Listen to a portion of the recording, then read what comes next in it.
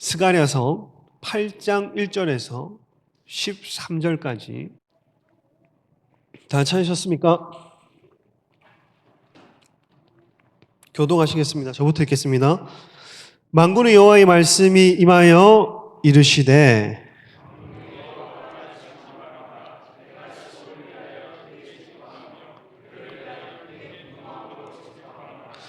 여호와가 이같이 말하노라. 내가 시온에 돌아와 예루살렘 가운데 거하리니 예루살렘은 진리의 성읍이라 일컫겠고 만군의 여호와의 사는 성산이라 일컫게 되리라.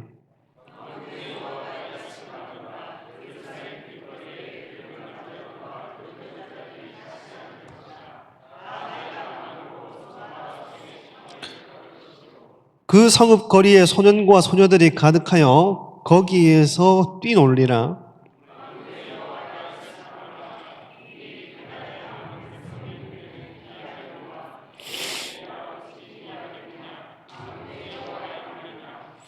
만군의 여호와가 이같이 말하노라. 보라, 내가 내 백성을 해가 뜨는 땅과 해가 지는 땅에서부터 구원하여 내고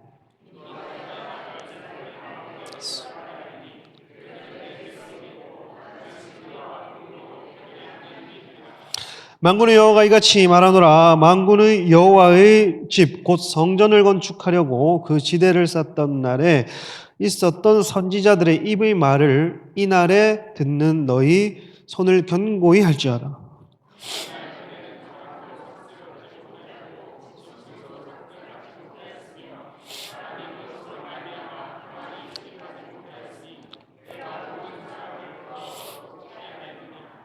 만군의 여호와의 말씀이니라. 이제는 내가 이 남은 백성을 대하기를 옛날과 같이 아니할 것인즉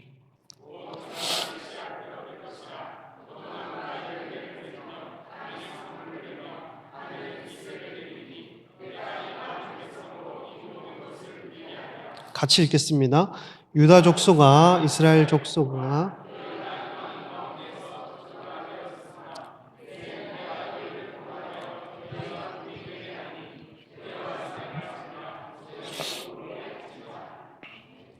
아멘. 예, 할렐루야, 아멘. 예, 오늘 본문은 7절 끝절을 한번 보십시오. 7절 끝절을 보면 오늘 본문이 아주 암울하게 끝나는 이후에 구절임을 알 수 있어요. 첫 절이 끝에 보면 내가 그들을 바람으로 불어 알지 못하던 여러 나라에 흩었느니라. 흩었다는 거예요. 그리고 그 후에 이 땅이 황폐하여 오고 가는 사람이 없나니 이는 그들이 아름다운 땅을 황폐하게 하였음이니라. 이렇게 되어 있죠. 이스라엘에게 부분적으로 이 말씀이 성취되었습니다. 여러 나라라고 하기에는 그 당시에는 바벨론 제국이기 때문에 이중적으로는 오늘날 이스라엘에게도 적용되는 말씀이 여러 나라의 디아스포라로 이스라엘이 흩어지는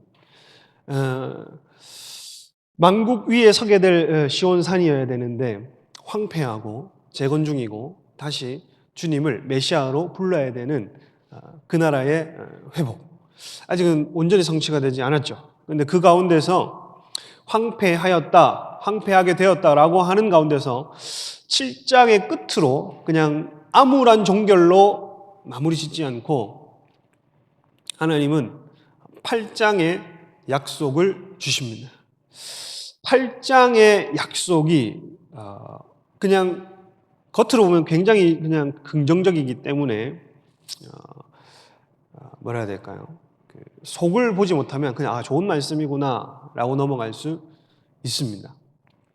그래서 저도 어제 이 말씀을 좀 구체적으로 보고 하필이면 어제 이제 말씀 준비하는데 하루 종일 대선이고 개표 막 진행되고 출구조사 빠방 뜨면서 인간적인 마음으로는 설교 준비가 잘 안 됐어요. 힘들었다. 매우 힘들었다. 하지만 왜 하필이면 이 본문 자체가 만약에 암울한 본문이었으면 심판이고 징계고 이런 본문이었으면 왠지 제 마음에 흡족할 만한. 왜냐하면 분위기 자체가 어제 별로 안 좋았기 때문에 준비하는 것도 그래 뭐 징계지 심판이지 이렇게 준비 마음도 그냥 덜고 그냥 그 마음 고지 곧대로 딱 준비하면 되는데 어떤 이 본문 안에 소망의 말씀이 있고 희망의 말씀이 있는 것 자체가 괴롭더라니까요. 왜냐하면 항상 우리는 그런 괴리감에 살아가요. 내 현실은 안 그런데 말씀이 희망적이고 소망이 있고 이러면 굉장한 이질감을 느끼고 거리감을 느낍니다. 근데 이것을 그냥 성경 구절 하나 탁탁 보고 넘어가는 거는 모르겠는데 설교를 준비해야 되는 저한테 어떤 개인적인 상황이 아니라 시대적인 흐름 속에 대한민국의 부르심과 함께 어떤 기로가 결정된 것과 같은 날에 본문 자체가 희망적이라는 메시지 자체가 그냥 괴로운 거예요. 그래서 가만히 제가 그 당시에 이스라엘 사람들은 어땠을까 생각을 해봤어요. 바벨론 포로 1차, 2차, 3차 이렇게 온 사람들이 본인들은 약속의 말씀을 붙들고 나아왔지만 결국에 이스라엘은 굉장히 황폐했습니다. 아무곳 70년 만에 해방이 되었다 한들 도시는 유령 도시가 되고 아무것도 없었습니다. 재건이라고는 바라볼 수도 없었고 이 산발락과 도비아와 같은 주변에 이 방해들이 있었고 주변국들도 위협을 하고 있었고 아직은 그래도 완전히 바벨론의 통치에서 벗어난 상황도 아니었고 그 가운데에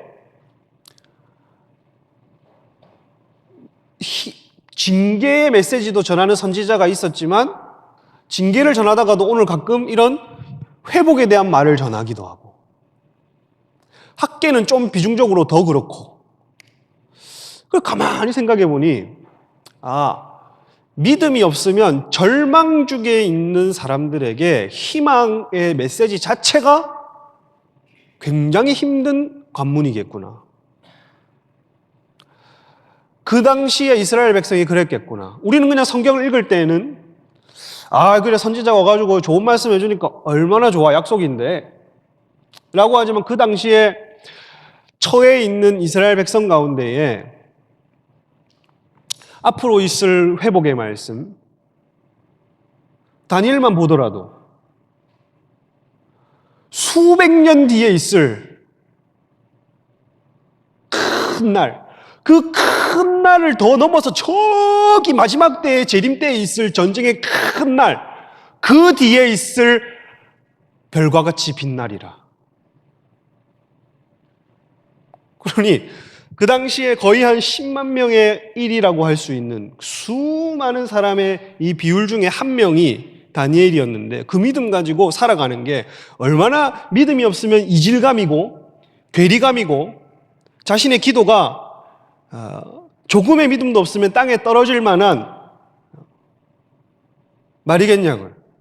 그러니 희망을 붙드는 것 자체가 은혜에서 떨어지면 굉장히 힘든 것이겠구나.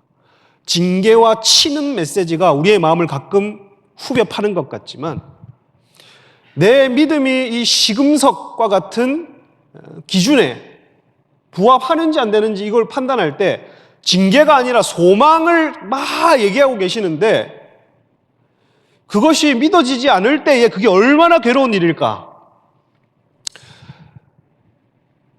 기도가 되지 않는 중에도 부르심과 약속을 보면 하나님의 심판이 기대가 되고 악인이 짓밟히고 시편의 기자들도 마찬가지로 지금 현재는 심판되지 않지만 악인의 일을 뽑아달라고 그걸 기대하면서 악인이 금방 사라질 것처럼 심판을 하나님께 간구하고 그런 기도를 하는 것이 얼마나 현실과 마주한 그들에게는 그 소망 자체가 또한 믿음이 약해진 나를 얼마나 후벼 파는 거겠어요? 왜냐하면 그 말씀에 걸맞는 마음 상태가 아니니까. 보이지 않으니까. 근데 이러한 것도 경험을 해야 됩니다. 이러한 말씀도 경험을 해야 돼요. 내 원함이 1%라도 있었다면 주님의 뜻, 주님의 나라, 주님의 주권, 주님의 선하심, 주님의 일하심 가운데에 내 뜻과 내 원함, 그 가운데에 내가 바라는 것, 그것이 하나님의 주권 이상의 마음이었다면 이런 메시지도 필요합니다. 오히려 이것이 양약이 될 수도 있는 거죠. 오늘 저와 여러분 가운데에 그저 희망이 아니라 만약 정말 이때가 위기에 있다라고 감지하시는 분이 여러분이고 여러분이 또한 중보자고 예배자라면 그리고 깨어있는 성도라면 오히려 소망의 말이 어떤 자들에게는 희망일 수 있으나 이런 소망의 메시지가 어떤 자들에게는 지금 현실과 굉장히 괴리가 되어서 믿음을 달아봐야 되는 또 다른 종류의 저울질되는 말씀일 겁니다. 오늘 마냥 좋은 말씀이 아니라 오늘 우리의 믿음이 오늘 우리의 어떤 그 소망이 하나님 뜻 안에 있는 또한 이 소망의 말이 우리의 믿음을 저울질하는 메시지가 되기를 축복합니다. 축복합니다. 그냥 마냥 좋게만 얘기하고 내려가면 뭐 아멘을 크게 하실 모양이세요. 그렇습니다. 1절에서 8절은 하나님의 예루살렘 청사진이라고 표현을 할게요. 하나님이 계획한 예루살렘의 청사진이 있어요. 그러니 우리 개인마다, 나라마다, 국가마다 하나님이 계획한 청사진이라는 게 있겠죠. 그죠? 9절에서 10절은 남은 자들에게, 13절은 남은 자들에게 주신 말씀인 겁니다. 이 청사진을 그려주시고 남은 자들에게 던지신 말씀인 겁니다. 그러면 이스라엘에게 주신 청사진이 뭔가? 그걸 보는 거예요. 이들이 이 당시에 이 청사진을 하나님께 들었을 때에 굉장한 이질감과 괴리감이 있었을 거예요. 보면 1절 한번 보도록 하겠습니다. 만군의 여호와의 말씀이 임하여 이르시되 돼 있고 2절 한번 읽어보도록 하겠습니다. 시작. 이같이 말하노라 내가 시온을 위하여 크게 질투하며 그를 위하여 시온을 위하여 킨네티 렛지온이라는 말입니다. 킨나 내가 시온을 위하여 질투한다 이 말인데 그 뒤에 보면 그를 위하여 크게 분노함으로 질투하노라 이 말이 있죠. 이 말은 킨아 게돌라 베헤마라는 말인데 큰 분노, 게돌라 크게 요거 이제 분노로 질투한다. 킨나 헤마 킨나 질투한다. 헤마 분노, 경노 이런 거거든요. 그러니 요거를 다 합치면 이런 문장이 되는 겁니다. 내가 시온을 위해 큰 분노로 질투한다 이렇게. 하나님이 시온을 위해 큰 분노로 질투한다. 이게 굉장히 어떻게 보면 긍정적인 말씀일 수 있습니다. 왜냐하면 하나님이 나를 위해서 질투하시고 나를 사랑하시고 예루살렘을 위해 질투하시고 하나님이 이 악을 그냥 보지 못하시고 굉장히 질투를 느끼시는구나. 그런 뜻이 아니에요, 여러분. 여기 보면 질투를 뜻하는 킨아라는 말, 분노를 뜻하는 헤마, 아까 제가 얘기했던 헤마라는 말과 킨아라는 말이 지금 같은 문장에 두 단어가 같이 있잖아요. 요거의 용례를 살펴보면 다른 히브리어 본문에 킨아와 헤마가 같이 있는 용례를 찾아보면 전혀 긍정적인 말이 아닙니다. 질투와 분노의 강도가 매우 세신 거예요. 그 무슨 말이냐? 에스겔서 36장 6절 한번 찾아보세요. 에스겔서 36장 6절. 에스겔서 36장 6절에 질투와 분노, 킨아와 헤마라는 이 단어가 같이 묶여 있을 때에 어떤 구절이 나타나는가 보면 36장 6절 찾았습니까? 읽어보겠습니다. 시작. 그러므로 너는 이스라엘 땅에 대하여 예언하되 그 산들과 맷뿌리들과 시내들과 골짜기들에 관하여 이르기를 주 여호와께서 이같이 말씀하시기를 내가 내 질투와 내 분노로 말하였나니 이는 너희가 이방의 수치를 진노와 내 질투와 내 분노의 결과가 뭐예요? 이는 너희가 이방의 수치를. 그러니 하나님이 나를 위하여 질투하신다, 너무 사랑하셔서, 이런 긍정적인 말이 아니라 1, 2절에는 지금 뭘 얘기하냐면 하나님의 진노와 분노, 진노와 질투가 너무 커서 에스겔서 36장 6절에 같은 용례를 찾아보니 이방의 수치가 되게 하셨다는 겁니다. 그게 무슨 말이냐? 3절에서 보면 3절이 지금 이스라엘 회복을 얘기하잖아요. 3절에 여호와가 이같이 말하노라 하면 내가 시온에 돌아와서 예루살렘 가운데 거하리니, 이거 회복이거든요. 그러면 3절의 회복을 던져놓고 2절의 진노와 질투가 매우 강하다는 걸 미리 적어 놓으신 이유가 뭐냐면 이스라엘의 혹독한 시련을 맞이해야만, 이스라엘이 하나님의 진노와 분노가 가득하여서, 질투가 가득하여서 혹독한 시련을 경험해야만 하나님의 큰 사랑을 또 경험하게 된다는 겁니다. 그러니 여러분,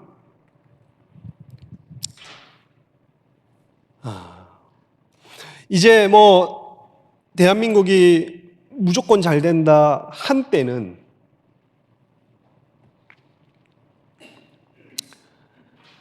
G2, G3 이렇게 돼가지고 막 통일을 이루었어.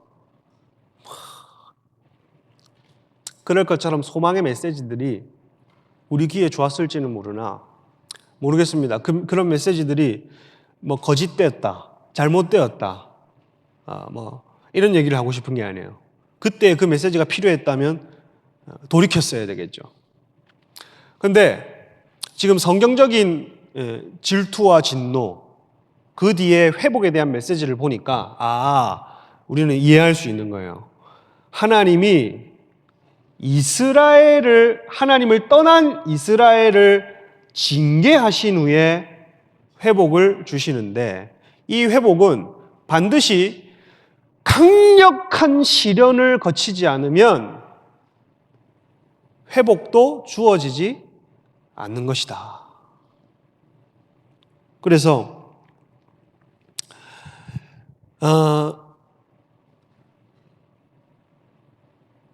혹여나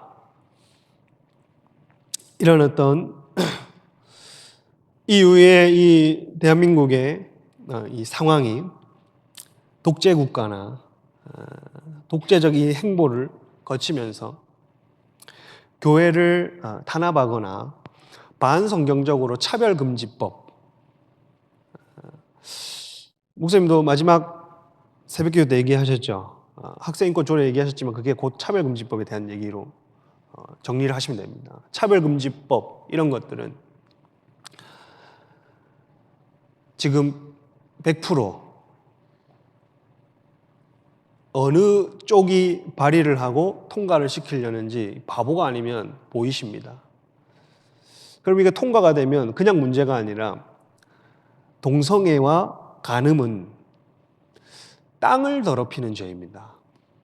왜 이게 교회에게 중요한 법안이고 막아야 되고 할 수만 있으면 지연시켜야 되냐면, 저와 여러분이 거짓말한다고 해서 땅이 망하지는 않아요. 그렇잖아요. 저와 여러분이 실수로 어떤 죄를 짓는다, 경범죄건 중범죄건 모두가 열매는 죽음이지만, 남을 미워한다거나 마음속으로 누군가를 미워한다거나 이런 것들이 땅을 망하게 하는 죄까지 치명적인 가속을 밟게 하지는 않습니다. 근데 성경을 면밀히 보시면 이스라엘의 가나안 땅의 거민을 토해냈던 그 땅이 저주하여서 거민을 토해낸 죄는 동성애나 근친이나 이런 간음이 성황할 때에 땅이 망하는 겁니다. 그래서 이런 어떤 수순으로 이 나라가 그냥 지도자 하나 잘못 세웠다 정도가 아니라 반성경적인 법이 계속해서 추진이 되고 교회를 조금이라도 신앙에 방해되거나 억압하는 수순으로 나아가고 이렇다고 한다면 그 가운데 교회는 또 판단력을 흐려서 회개나 돌이킴이나 그래도 교회는 교회 역할로 내 잘못이요, 내 탓이요, 사회에 이렇게 만연한 죄악이 있는 거 내 탓이요, 부정선거나 부정부패 왜 없겠어요, 여러분? 교회의 교단의 교단의 총회장이나 노회나 이런 어떤 사람을 선출할 때, 작은 교회라도 사람 선출할 때 돈 봉투 돌리고 사람 선출할 때 그런 식으로 사람을 세워버리고 잘라버리고 이런 거 다 교회 죄 아니에요? 심판은 결국 하나님의 집으로부터 시작된다라고 되어 있습니다. 그러면 이 가운데서도 교회가 이게 내 탓이요, 우리 탓이요, 회개나 어떤 돌이킴이나 이런 것 없이 무조건 악으로 깡으로 버티고 한다면 정말 혹독한 시련 뒤에야 그런 모든 본성이 빠진 후에야 본성이 빠질 일은 없겠네. 본성에 영향을 주는 죄악들이 빠진 후에야 정금같이 단련되어서 회복을 보게 된다. 오늘 이 본문은 그냥 좋은 소리를 하는 게 아니에요. 하나님의 질투는 이렇다고 얘기를 하는 겁니다. 그래서 여러분 우리가 정신을 차리고 앞으로의 이 40년과 같은 4년 할렐루야. 저는 이런 날을 그냥 적그리스도 후반기 3년 반 예행 연습이다 그냥 그렇게 버티면 된다 생각을 해요. 그게 속이 편합니다. 그럼 거울 삼아서 저렇게 했구나, 저렇게 했구나, 그렇게 그냥 버티기만 할 뿐만 아니라 하나님의 청사진 안으로 들어오시는 은혜 있기를 축복합니다. 하나님의 청사진을 보자는 겁니다. 보면 3절 한번 읽어보겠습니다. 시작. 여호와가 이같이 말하노라. 내가 시온에 돌아와 예루살렘 가운데에 거하리니 예루살렘은 진리의 성읍이라 일컫겠고 만군의 여호와의 산은 성산이라 일컫겠니. 하나님은 내가 시온에 돌아와서 예루살렘 가운데 거주하겠다 이렇게 얘기를 하는 거예요. 그러니 거주하겠다 약속을 하시는데 하나님 이스라엘 가운데 거주하시면 이름이 바뀌는 복이 있고 신분이 바뀌는 복이 있습니다. 그러니 하나님이 원하는 건 뭐냐 하면 한 나라에 거주하시고 한 나라를 통치하실 때에 그들의 신분을 바꾸고 싶은 겁니다. 이스라엘이 그냥 애굽의 노예에서 시내산 언약 이후에 하나님이 제사장 나라로 신분을 바꿔서 열방을 섬기게 하고 싶어 하셨던 것처럼 하나님이 회복을 주실 때에는 하나님이 거하실 때에는 우리에게 새로운 이름을 주려고 우리에게 새로운 신분을 주려고 우리 안에 거하는 겁니다. 이거는 개인의 삶 가운데 하나님이 임하시는 것과 국가나 나라 차원의 하나님이 거하시는 것 마찬가지죠. 여기 보면 일컫겠고라는 말이 카라의 수동태인데 불리고 그리고 진리의 성읍이라는 이르하 에메트 이르라는 말이 어떤 도시 성읍이란 말이고 하 에메트라는 말이 진리 이렇게 번역을 했지만 진실 신실 그러니까 신실한 성읍이 될 것이다. 하나님의 청사진은 예루살렘이 신실한 성읍이 되는 겁니다. 그리고 예루살렘은 신실한 성읍이라 불리게 될 것이고 거룩한 성산이라고 불리게 될 것이다. 이렇게 되어 있어요. 하나님 우리 편이 되시고 우리 안에 거하시면 변화가 일어납니다. 할렐루야. 하나님이 이 나라에 임하시면 우리의 어떠한 노력과 상관없이 하나님이 이 땅에 임하시기만 하면, 지금은 하나님이 묵묵부답인 것과 같은 시즌을 보내고 있지만 아무리 교회가 거리에 나와서 악으로 깡으로 버티고 발버둥을 쳐도 하나님의 일을 속행하시고 하나님의 뜻을 이루시고 계획 가운데 일을 알 수 없지만 하나님이 침묵하는 것과 같은 시절을 보내지만 하나님이 우리 가운데에 임하여 주시기만 하면,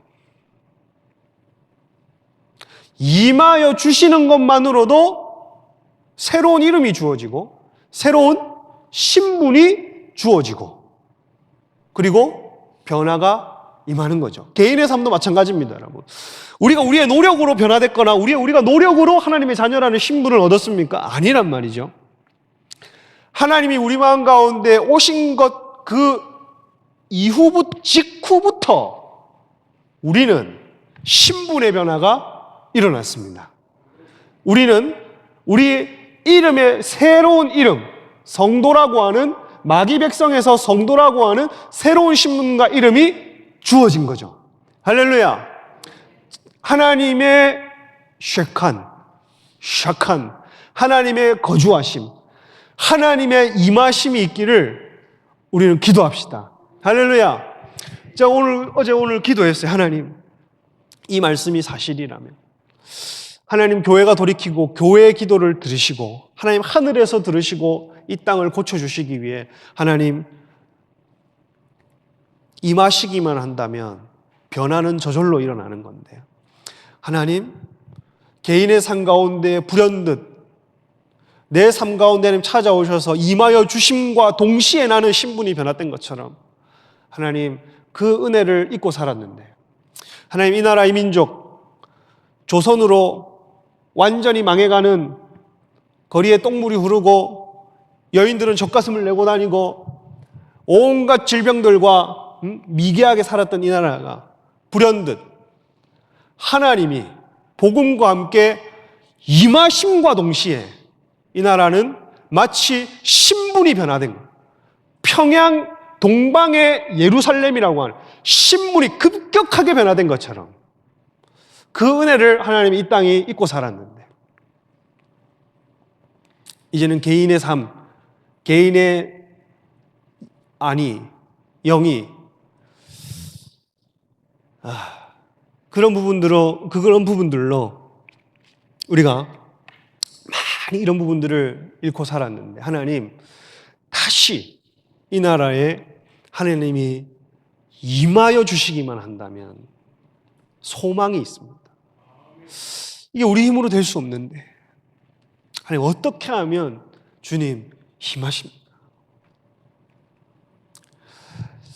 근데 여러분 일단 우리는 이걸 아는 게 중요합니다. 이스라엘의 청사진이 이렇다니까. 이 말씀은 지금 바벨론 포로로 돌아온 사람들한테 지금 메시지를 전하는 겁니다.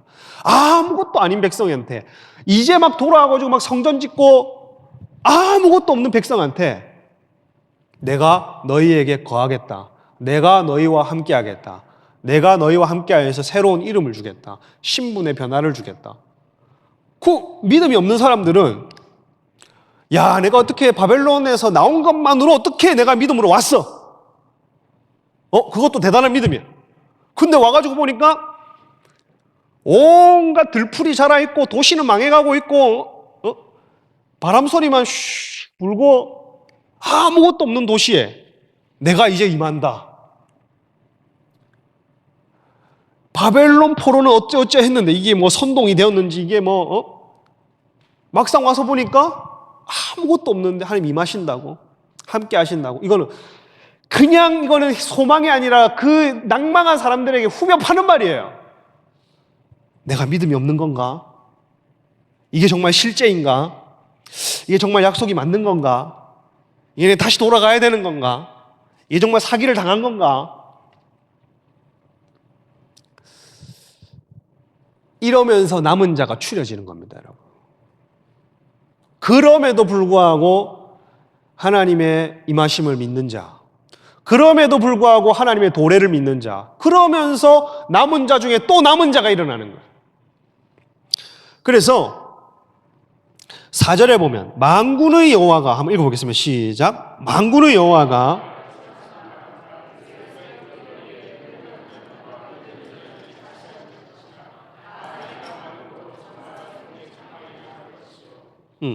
여기 보면 이 하나님의 청사진, 하나님이 원하는 예루살렘은 이렇다는 거예요. 근데 7장 14절 아까 읽어보니까 이 이후에 땅이 황폐하여져 가지고 오고 가는 사람이 있다 없다. 7장 14절에 없다 했는데 갑자기 이 본문의 4절에 와가지고 하나님이 늙은이들을 다시 예루살렘에 많게 하고 쉬게 하겠다. 하나님은 바벨론을 통해서 이 말씀대로 징계하셔서 예루살렘을 황폐하게 맛보게 하셨음에도 불구하고 또다시 경고를 하시면서 다시 복을 던지시는데 이게 복입니다. 왜냐하면 결국 시련 끝에 맞이할 회복된 이스라엘의 모습이 지금 이렇다는 거예요. 어떤 모습이냐? 길거리, 레호브라는 말인데 광장입니다. 길거리가 아니라 레호브는. 예루살렘 광장들의 나이가 많고 지팡이를 잡는 할아버지 할머니들이 다시 많을 것입니다. 당신이란다. 뭔 소리야? 이 광장과 거리에 할아버지 할머니들이 많다 이렇게 보면 갑자기 또 여러분 괜히 이거 보다가 할아버지 할머니들이 광장거리에 많은 게 이게 복인가? 이게 용두산 공원이 갑자기 확 생각나고 용두산 공원에서 바둑 경로당 생각나고 이렇게 하면 안 돼. 이게 사실 저도 우리 부산이라고 하는 도시를 살고 있는데 다음 세대가 이제 증가하지 않고 감소율이 최대고 이제 수식어가 노인과 바다라고 하는 부산이 됐어. 근데 막 우리가 부산에 부흥이 있을 거다 하면 십수년 전부터 기도를 했는데 그 믿음이 지금 아직 있으세요? 그 이제 우리에게 도전하는 말씀인 겁니다. 이런 말씀이. 그러니 할머니들이 다시 앉을 것입니다. 이렇게 돼요. 근데 왜 이게 복이냐면 당신은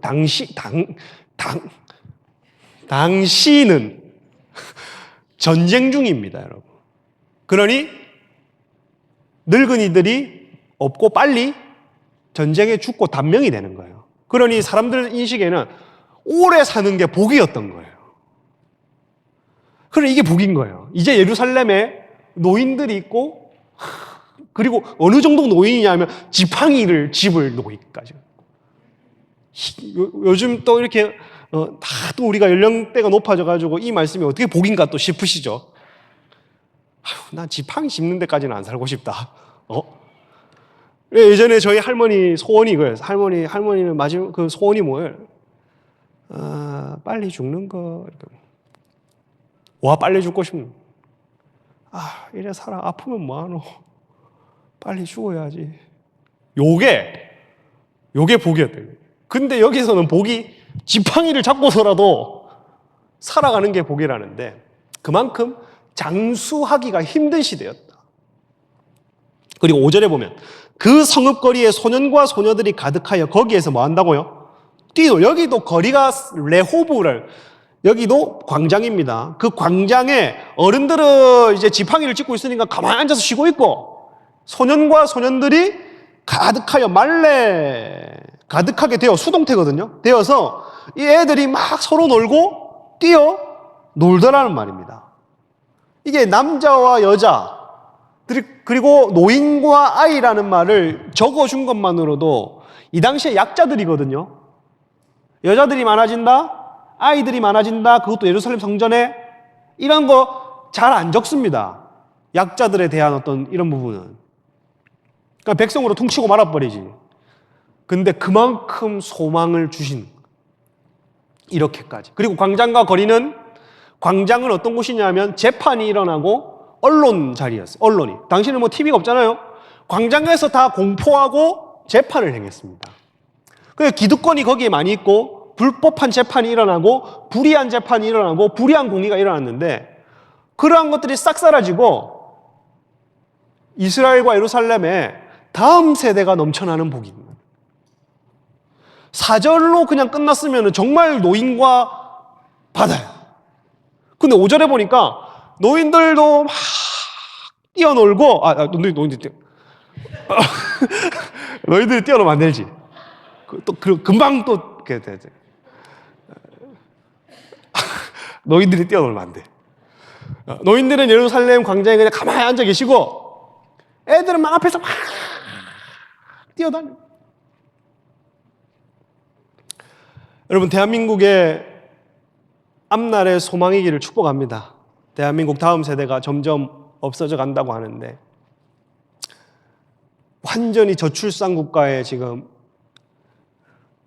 유럽 다음으로 거의 비등하게 이 나라가 저출산으로 완전히 다음 세대가 보이지 않는데 이게 어쩌면 액면 그대로 우리에게는 안 믿기는 말씀이 될 수 있고 소망이 안 될 수가 있어요. 물론 이건 이스라엘에게 준 말씀이지만 우리에게도 하나님이 이 나라 이 민족에게 약속하고 이 나라가 하나님께 서원한 것이 아직 남아있고 유효하다면 이러한 말씀이 오늘 저와 여러분에게 소망이 되기를 축복합니다. 이게 믿기지 않아서 막 모르겠어 힘들어 지금 이 시대는 그러면 그건 또 여러분의 그 믿음을 달아보는 시금석 그렇게 또 내 믿음과 현실 사이에서 갈등을 또 겪으셔야 돼요. 그렇게 해야 또 연단이 됩니다. 6절을 보면 만군의 여호와가 이같이 말하노라 이 일이 그날에 남은 백성의 눈에는 기이하려니와 내 눈에 어찌 기이하겠느냐. 그날에 남은 백성의 눈에는 기이한 일이 될 것이라고 합니다. 여기서 보면 주목할 게 있어요. 주목할 게 잘 보세요. 남은 자는 이 말 쉐에라트라는 말이 남은 자라는 말과 하암 그 백성 핫제라는 말이 이 백성 이것들 핫제 이것들 그러니 이걸 합성이 뭐냐 합성어로 두 개를 합치면 이 백성의 남은 자입니다. 이게 왜 여러분 지금 주목을 해야 되냐면 지금 이스라엘의 남은 자가 포로 기한이 돼 있어요. 돼 있는데 번역을 어떻게 해야 되냐면 지금 남아있는 사람들한테 이 백성의 남은 자라는 겁니다. 이게 지금 스룹바벨과 함께 바벨론 포로에서 돌아온 이 남은 자들, 이 백성의 남은 자. 그러니 이들과 이 다음 세대까지 미칠 복이라는 겁니다. 궁극적으로는 이 다음 세대가 바라볼, 그게 2차 포로기한의 세대인지 3차 포로기한 세대일지 그 이후의 세대일지 분명한 어떤 시점을 얘기는 하지 않지만 지금 스가랴 앞에서 말씀을 듣는 이 남은 자들에게만 주는 말씀이 아니라 이 다음 세대에게 주는 대한민국의 약속과 대한민국의 부르심, 대한민국의 언약, 남은 약속, 남은 성취될 믿음과 약속들 여러분이 남은 자라면 여러분 이후의 세대들 우리 유치부부터 초등부, 중고등부 이후의 세대들의 약속이기를 축복합니다. 우리에게서 끊어지지 않는 겁니다. 그래서 기이하려니와 팔라, 롤랍다, 불가능하다. 그러니 미완료 수동태로 되어 있거든요. 그러니 이 다음 세대의 눈에는 이 회복된 이스라엘의 모습이 기이한 거야. 왜냐하면 얘네들의 어머니는 1차, 2차 포로에 와가지고 험악한 세월을 살았어. 근데 갑자기 나라가 회복되고 좋아지고 이런 것들을 불가능한 일이라고 생각해. 엄마, 우리나라는 왜 이래? 우리나라는 왜 25만 원 주는 거 괜찮은데 왜 이러는 거야? 왜 이렇게 나라가 힘든 거야?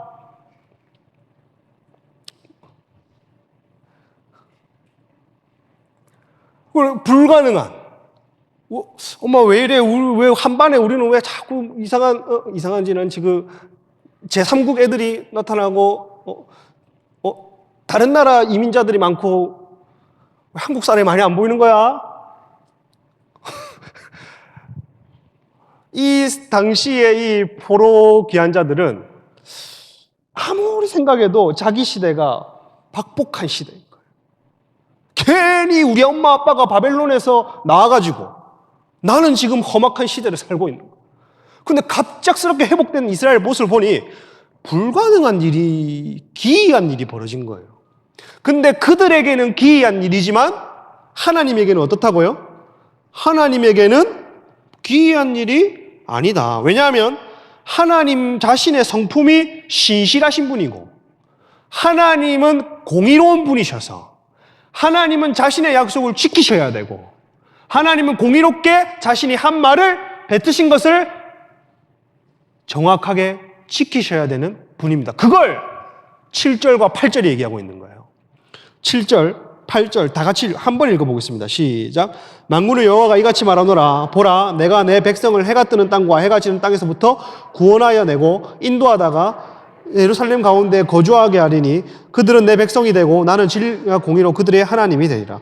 보라, 보라, 감탄사, 봐라 이런 거.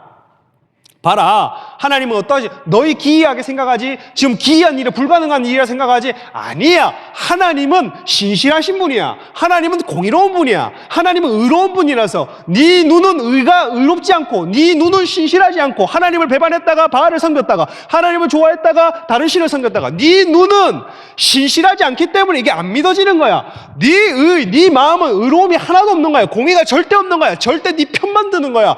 절대 한쪽으로 치우칠 수밖에 없는 네 마음은 이게 안 믿어지는 거야. 근데 하나님은 의로우신 분이고 하나님은 신실하신 분이야. 그렇기 때문에 네 눈에는 하나님의 이스라엘에 대한 회복이 불가능하고 기이한 일이지만 하나님한테는 굉장히 자연스러운 일이고 하나님은 눈 깜짝 안 하고 자기 일을 행하시는 분이야.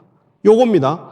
보면 구원하여, 보라 감탄사인데 주목하라는 뜻입니다. 보라 해놓고 구원하여 내고 야샤라는 말은 구원하다의 분사형이거든요. 그러니까 하나님이 지금 자기가 끊임없이 구원 역사를 이루고 계신다. 왜냐하면 보십시오.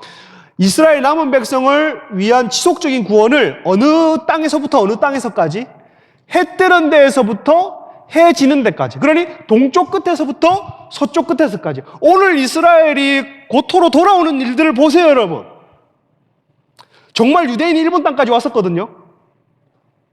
유대인들이 일본 땅까지 왔었어요. 그리고 지금 아시아 끝까지 와 있잖아요.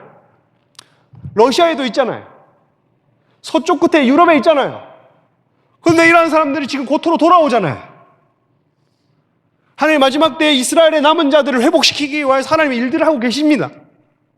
이러한 일들을 보니 오늘 여기 해 뜨는 땅에서부터 해 지는 땅까지 하나님이 전반적으로 하나님의 구원 역사를 이루어가고 계신다. 왜냐하면 진리 여기 진리라고 되어 있죠. 나는 진리와 공의로 그들의 하나님이 되리라. 그들은 내 백성이 되고 나는 진리, 에메트, 신실, 공의, 체데카, 의라는 말이거든요. 하나님은 자신의 신실함과 의로움으로 인간의 눈에는 불가능하고 놀라운 일을 이루신다는 거예요. 왜냐? 우리 눈과 우리 마음은 절대 신실하지 않습니다. 우리는 지금 하나님을 바라봅니다. 믿음의 주요 온전케 하시는 주님을 바라봅니다. 하면서도 내일 당장 세상을 볼 수 있는 사람들이에요. 그러나 이런 사람들한테는 안 보이는 겁니다. 우리의 우리는 의는 하나도 없던 사람들입니다. 그냥 예수의 의가 우리 마음에 입혀진 것뿐이고 하나님이 공의가 충족시켜서 우리를 덮어주신 것뿐이지 우리에게는 의가 하나도 없어요. 근데 하나님은 의로우신 분이라서 자신이 하신 약속과 자신이 이루어 가시는 세계 경영 역사 가운데 하나님의 일을 이루신다는 거죠. 그러니 전혀 놀라울 것이 없어요. 이사야 1장 26절 한번 볼까요? 1장 26절 한번 빨리 찾아볼게요. 1장 26절. 여기 에메트와 체데카, 방금 신실과 의가 동일하게 써진 구절이 어디 있나 봅시다. 보자. 이사야 1장 26절 찾았습니까? 보세요. 내가 네 재판관들을 처음과 같이 네 모사들을 본래와 같이 회복할 것이라.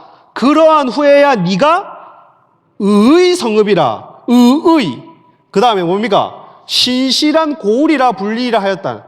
의의 성읍이라면 체데카라는 말이고 뒤에 신실한 에메트. 우리 본문이랑 똑같은 겁니다.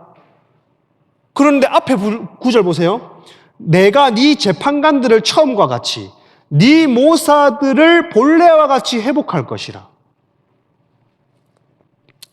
재판관들은 법대로 행하고 모사 정치인들은 나라를 사랑하고 재판관들은 공의롭게 법대로 법치대로 행하고 모사 정치인들은 나라를 우선순위로 사랑하고 이러한 처음과 같이 네 모사들을 본래와 같이 해볼 것이라. 그러한 후에야 네 의와 의의 성읍이라. 그러니 하나님이 체데카, 하나님이 에메트, 신실하다는 것은 하나님 자신도 신실하고 공의로울 뿐 아니라 아까 이사야 1장 26절을 보면 이러한 부분도 회복되어질 것이라는 소망이 우리에게 있겠죠. 실질적인 부분, 실질적인 영역인 거죠. 하나님이 의롭기 때문에 재판관들이 공의로운 재판관들이 세워지는 겁니다. 하나님이 신실하기 때문에 나라의 지도자들이 이 나라에 충성하고 하나님의 뜻대로 경영하려고 나라를 사랑하는 겁니다. 이러한 하나님 닮은 자들이 세워지는 모습들. 근데 이게 전혀 이스라엘에게는 믿어지지 않는 말씀이었다. 9절에 보면 남은 자들에게 이제 하는 말, 하나님 청사진을 딱 그려놨어요. 이제 내가 회복하게 하고 싶은 것은 이러한 모습이야. 내가 너희 나라를, 너희 민족을 이렇게 만들고 싶어 하는 게 내 본 뜻이야. 그러면 9절에 백성들에게 하나님이 하시는 말씀, 그려놓고 하는 말씀들. 9절 읽어볼게요. 시작. 만군의 여호와가 이같이 말하노라. 만군의 여호와의 집 곧 성전을 건축하려고 그 지대를 쌓던 날에 있었던 선지자들의 입의 말을 보면 성전 지대를 쌓던 날, 이 날이 언제겠어요? 학계의 메시지가 있었던 다리오 왕 제2년 6월 24일 그때, 지금 성전이 다시 재건되고 나서 한 2년쯤 지난 때거든요.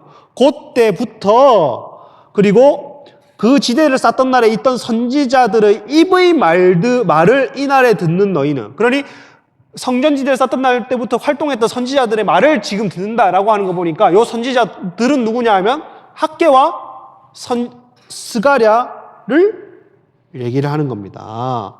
보니 이 말씀을 듣는 이스라엘 백성에게 원어에는 견고하게 할지어다, 하자크, 너희 손을 뭐하게 할지어다?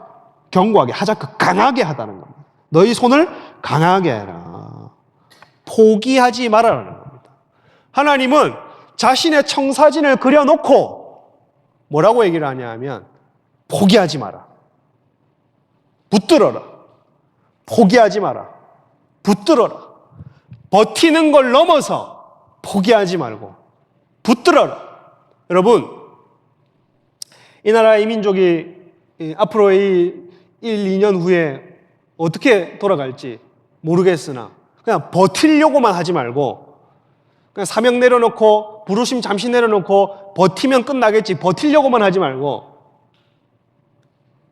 손을 강하게 하시기를 축복합니다. 포기하지 않으시기를 축복합니다. 손을 강하게 해라. 그럼 굉장히 참혹해요, 여러분. 이게 당선되고 나서 첫날부터 국정원장을 세운 거예요. 근데 이전 통일부 장관이었던 사람인데 북한에게 굴종적이었던 그런 인사를 지금 세웠어요. 민생 관심이 없습니다. 그렇게 세워버려요. 그리고 재판관들을 14명에서 30명으로 늘려버리는 법안 야당 참석 없이 처리해버렸어요. 오늘이 있었습니다. 민생 관심 없습니다. 독주가 시작된 거예요. 독재적인 행보가 시작된 겁니다. 근데 그냥 이 상황과 사태를 보고 아우 버티면 되지 뭐 버티면 버티지 뭐 잘 버티자. 버티는 걸 넘어서 포기하지 마십시오.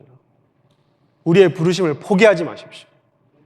이때 하나님이 청사진을 보여준 이후에 이때 오히려 교회는 악이 창궐할 때 더 견고해집니다. 오히려 교회는 악이 기승을 부릴 때에 교회는 더 교회답게 본질적으로 회복됩니다. 그리고 10절 이날 전에는 읽어볼게요. 시작. 이날 전에는 사람도 삭스를 얻지 못하였고 짐승도 삭스를 받지 못하였으며 사람이 원수로 말미암아 평안히 출입하지 못하였으니 내가 모든 사람을 서로 풀어주게 하였느니라. 학개서 1장 10절에서 11절 찾아볼게요. 똑같은 말이 있습니다.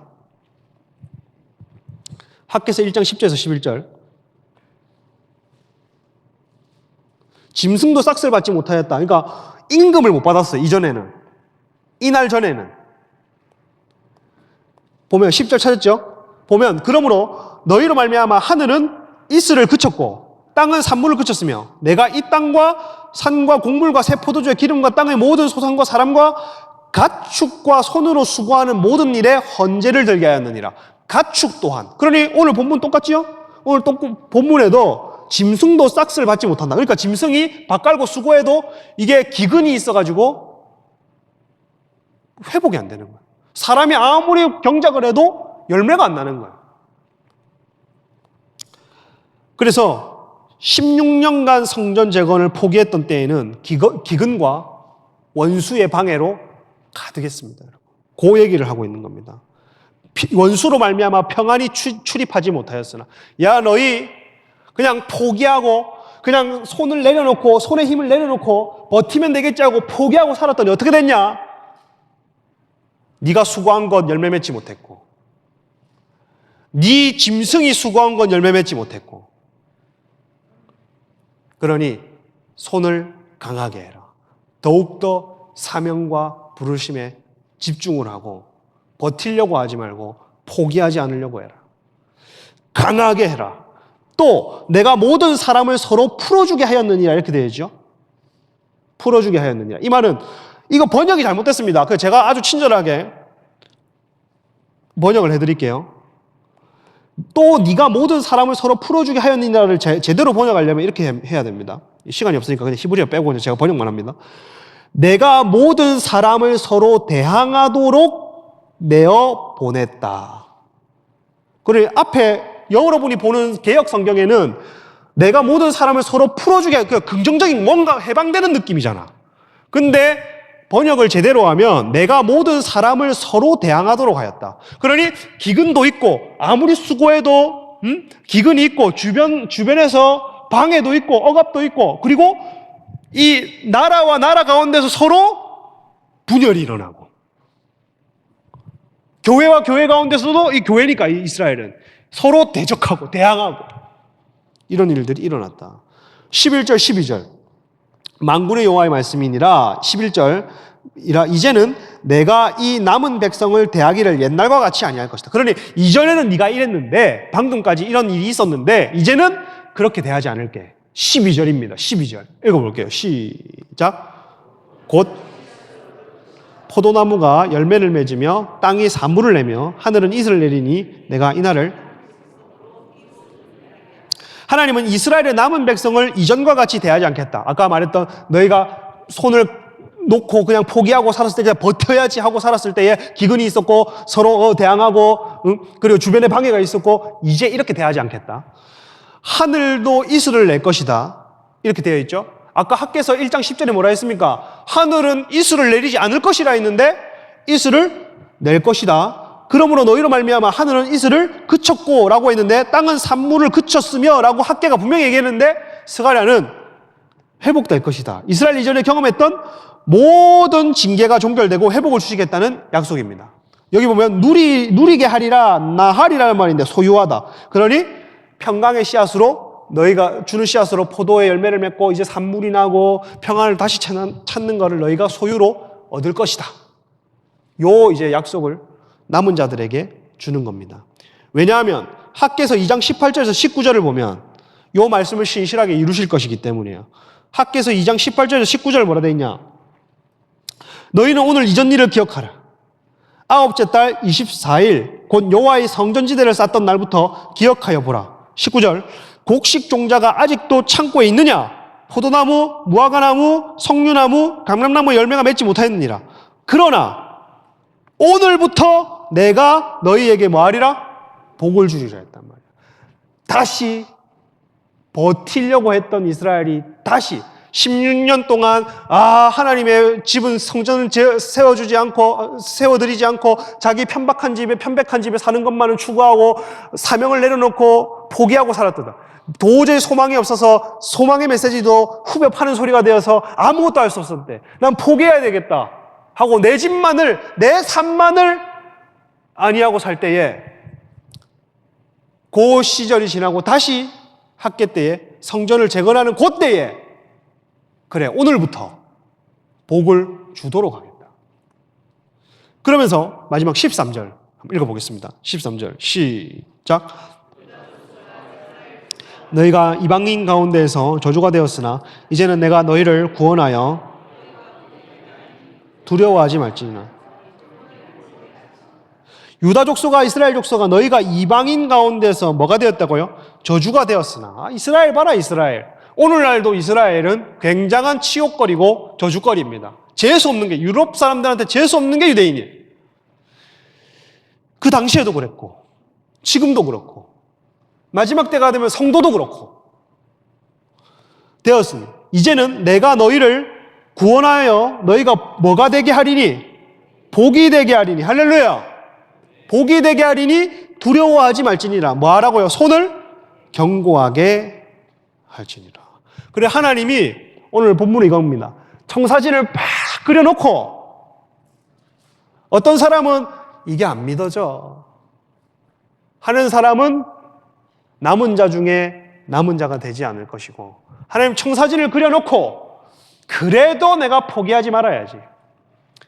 세상은 악해져도 하나님 내게 주신 사명이 있고, 세상은 악이 창궐해도 하나님 내게 부르신 천국 시민으로서 이 땅의 이 나라의 시민권은 굉장히 나에게 지금 아픔이지만 하나님 나에게 천국 시민권을 주셔서 하나님 나에게 사명을 주시고 영원한 나라에 대한 소망을 주셔 달려가게 하셨는데, 악이 창궐하고 흑암이 가득해도 내가 포기하지 말아야 될 이유는 나는 이 땅의 삶은 잠시 잠깐이요, 하나님 앞에서 하나님의 상을 받으며 하나님의 나라를 하나님과 함께 다스리며 살아가야 될 때가 오는데, 할렐루야, 그냥 이 땅의 삶에 낭망하고 포기한다,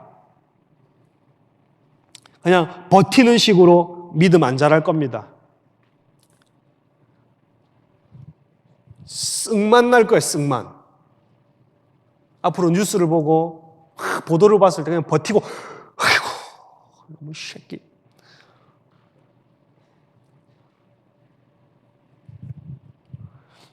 이렇게 하고 있으면 화만 날 건데, 그게 아니라 나는 내 사명에 집중하고 포기하지 않으면, 붙들고 포기하지 않으면 교회는 아주 본질적으로 돌아갈 것이고, 이 시즌이 오히려 기회일 수 있습니다. 악이 우리를 억압할 때, 악이 기승할 때 교회가 교회다워지는 길이냐, 다시 한 번 더 기회를 저버리고 연단을 받지 않는 길로 나아가느냐. 여러분, 이 시즌이 교회가 정결하게 되는 기회의 길을 축복합니다. 이 시즌이 교회가 교회의 부르심을 온전히 회복하게 되는 시즌이 되기를 축복합니다.